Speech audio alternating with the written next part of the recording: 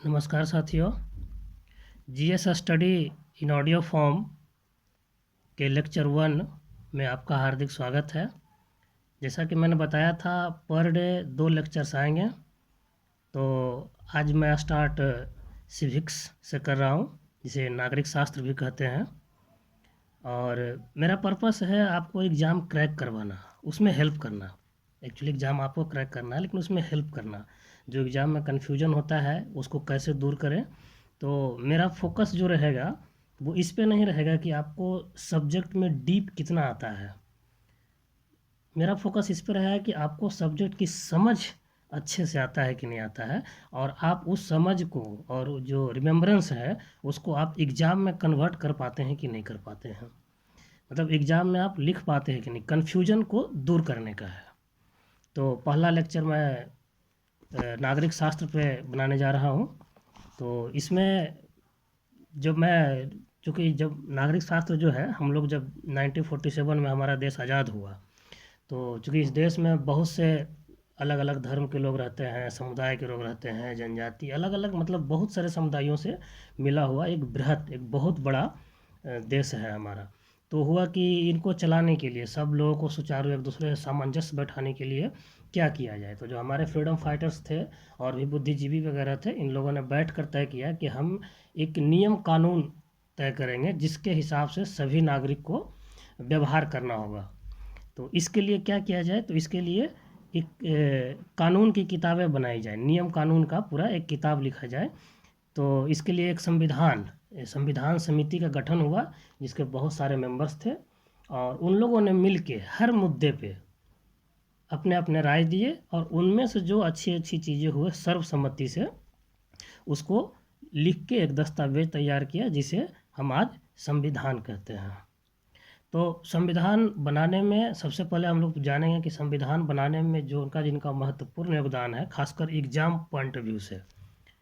मेरा लेक्चर देने का मतलब, बताने का मतलब आपको संपूर्ण ज्ञान नहीं है देना है, क्योंकि संपूर्ण ज्ञान कभी किसी सब्जेक्ट का हो नहीं सकता। और आपको चूँकि एग्ज़ाम क्रैक करना है, जिसमें 10-12 सब्जेक्ट को मिश्रण से क्वेश्चन पूछता है ना। तो उसमें जो महत्वपूर्ण व्यक्ति थे, और जहाँ से क्वेश्चन आता ही आता है, और जो 7 क्वेश्चन हमने बताए आपको, 7 चीज़ें बताएं, इनसे आप जो है इसको पूरी तरीके से ध्यान से कर लीजिए। और भी समिति के अध्यक्ष हैं, लेकिन एक बार में सारे याद नहीं होंगे। इसीलिए अब संविधान के जो दूसरे पहलू हैं कि अभी इन लोग, अब तो आपको महत्वपूर्ण पीपल के बारे में हमने जानकारी दे दी। अब है कि संविधान जब बना तो कैसे बन रहा था और किस तरीके से उसको बनाया गया। तो इसमें देखिए, मेनली जो है संविधान के कई भागों में बांटा गया था। तो जब कई भाग में बांटा गया तो कैसे बांटा गया, तो अगर इसको आप आसानी से समझना चाहते हैं, पढ़े आप होंगे जिस किताब से भी, उसी से पढ़ते रहिए, कोई दिक्कत नहीं है। लेकिन अब इसको सुनिए कि कैसे बांटा गया, आपको याद कैसे रहेगा। तो मान लीजिए कि हमारा देश जो है, पूरा देश, चूँकि देश के लिए कानून बन रहा था, तो सबसे पहले तो हम डिफाइन करेंगे ना कि देश है क्या, तभी तो उसके लिए कानून बनाएंगे। तो स्टार्टिंग होता है भाग 1 में। भाग 1 में स्टार्ट होता है हमारा देश का डिफिनीसन, कि हमारा देश है क्या, और उसके अंदर जो राज्य हैं जिनको विभाजित किया गया डिफरेंट डिफरेंट पार्ट में, तो वो क्या है, तो उनको हम सबसे पहले डिफाइन करेंगे। तो वो जो है अनुच्छेद 1 से 4 तक में हम अपने देश के बारे में और राज्यों के बारे में डिफिनीसन तय किए इसके अंदर। तो ये आपको आसानी से याद रहेगा कि सबसे पहले क्या करेंगे संविधान में, 1 में क्या होगा भाई, तो पहले देश को डिफाइन करेंगे, किसी भी एरिया को हम डिफाइन करेंगे, फिर उसके अंदर कितने राज्य हैं, कैसे कैसे क्षेत्र हैं उनका, उसको डिफाइन करेंगे। अब है कि जब हम एरिया को डिफाइन कर दिए, देश को डिफाइन कर दिए, तब आता है कि सेकंड काम क्या करना है। तो सेकंड, अब उसमें जो रहने वाले नागरिक हैं, सेकंड नंबर पर तो नागरिक आ गया, देश तो हमने बना लिया, तो अब क्या करेंगे, तो नागरिक कौन होगा ये तय करेंगे हम। तो नागरिकता का जो प्रश्न आया, तो ये भाग 2 में है। अब अनुच्छेद ही कहाँ से कहाँ तक तय हुआ अनुच्छेद में, तो 1 से 4 तक तो आपको पहले बता दिए थे कि संघ और राज्य को डिफाइन करने में चला गया। तो अब 4 के बाद 5 से 11 तक हम नागरिकता डिफाइन करते रहे। मतलब इसमें डिफरेंट डिफरेंट, ये नागरिक कौन होगा, कैसे होगा, क्या होगा, उसे क्या क्राइटेरिया है, हम आगे आने वाले लेक्चर्स में पढ़ेंगे। लेकिन हमारा प्राइमरी फोकस है कि पहले हम इस टॉपिक को समझें कि कहाँ से कहाँ है, क्योंकि एग्जाम में बहुत पूछता है कि नागरिकता अनुच्छेद कहाँ से कहाँ है। तो 5 से 11 तक, ठीक है। अब तीसरा आता है कि जब हम नागरिकता डिफाइन कर दिए, हम पे पता चल गया कि हमारे कौन कौन से लोग हैं, क्या हैं, नहीं हैं, उनकी कैसी नागरिकता होगी, यहाँ के हैं, कौन विदेशी हैं, कौन नहीं है, ये जब हम पूरी तरीके से डिफाइन कर लिए,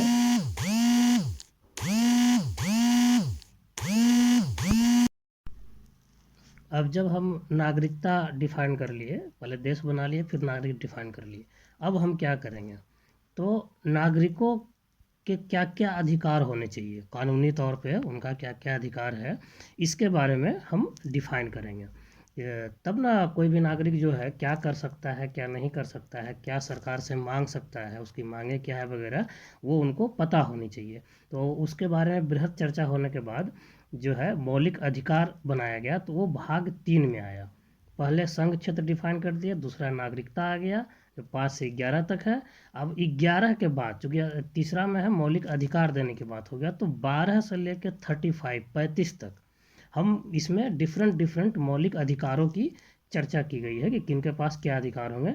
डिटेल्स में हम बाद में पढ़ेंगे, क्योंकि पहले तो हमारा इस क्वेश्चन पे फोकस करना है कि मौलिक अधिकार किस अनुच्छेद में कहाँ से कहाँ तक है। तो मौलिक अधिकार जो संविधान में 12 से लेके 35 अनुच्छेद तक है।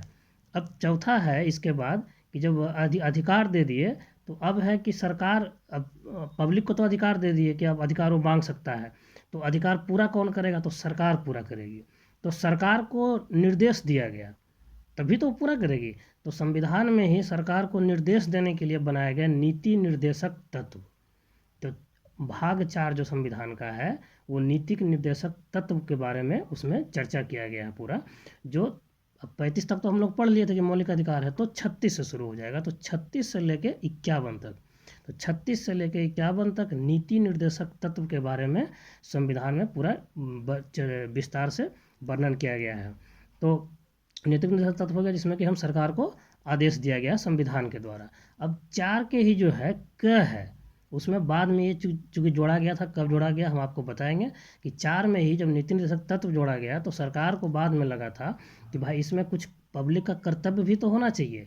तो 4 में ही क दे के, इसको अंग्रेजी में ए भी लिखते हैं 4A, या अंग्रेजी में हिंदी में 4 क में मूल कर्तव्य को जोड़ा गया, और उसको उसी 51 जो था लास्ट जो था मूल नीति निर्देशक तत्व के, तो 51 के क में जोड़ दिया गया। तो 4 के क में मूल कर्तव्य है, और वो कहाँ पे है, तो 51 के क में है। अब 5वां जो है संघ।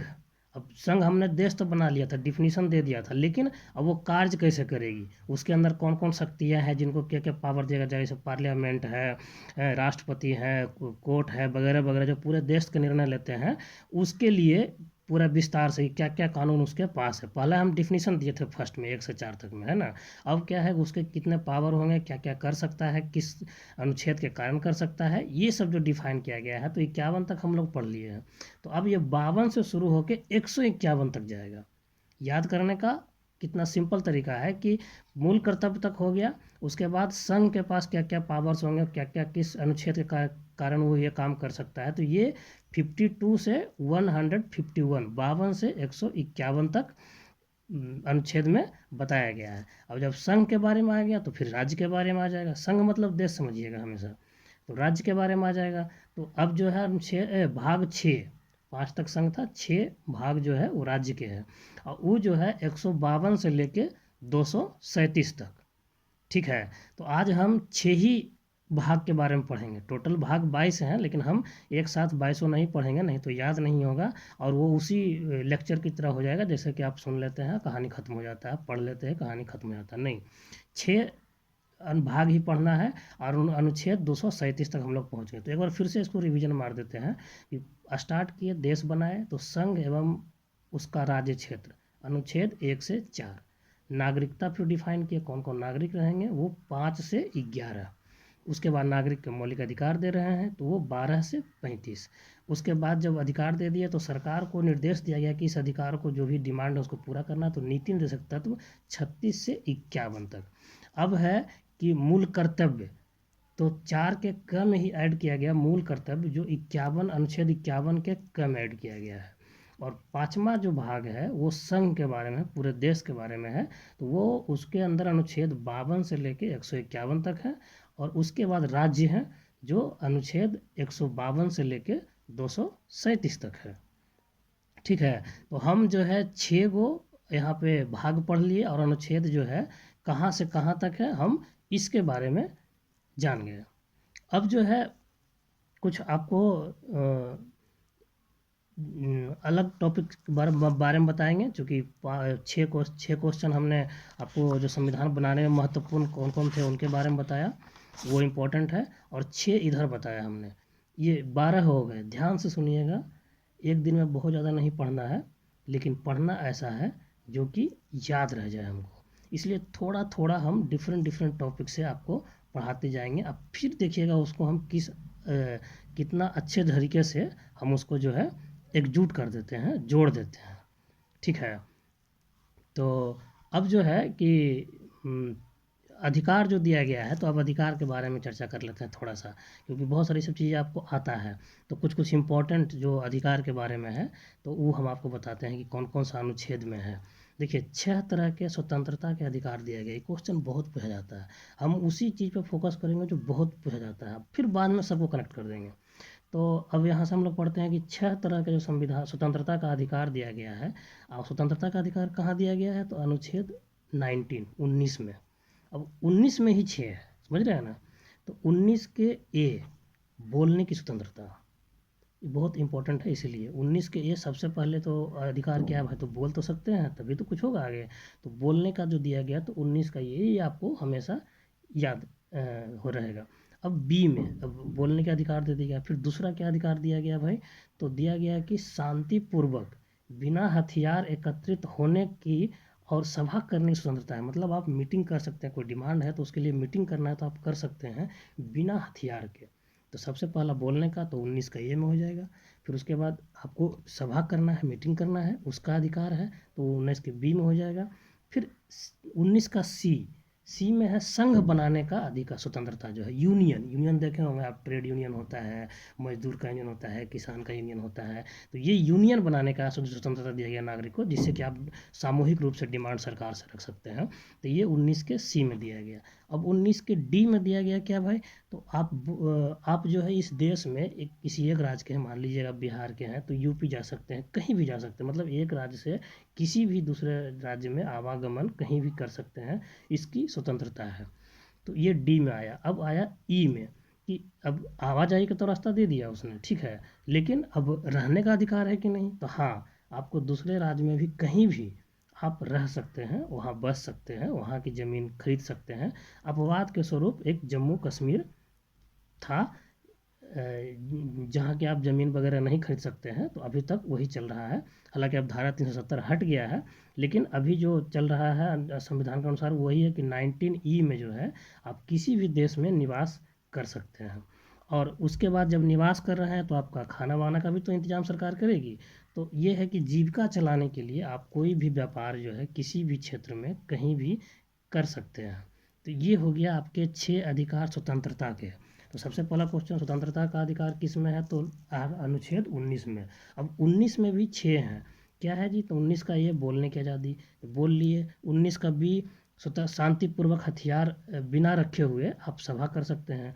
90 के सी, संघ बना सकते हैं। 19 के डी, किसी भी क्षेत्र में आ जा सकते हैं। जब आ जा गए हैं तो उसके अगला में 19 के ई में आप कहीं बस भी सकते हैं, और जब बस गए हैं तो ई के बाद जी आता है, जहाँ कि आप व्यापार भी कर सकते हैं जीविका चलाने के लिए। ठीक है। तो साथियों, आज का नागरिक शास्त्र का जो लेक्चर 1 में इतना ही। आप इतना को ध्यान से सुनिएगा, बहुत सारे क्वेश्चन, कम से कम तो 30 क्वेश्चन कवर हो चुके हैं। अगर इसको ध्यान से आप सुनते हैं तो फिर मैं सारे चीज़ का डिटेल में भी बताऊंगा।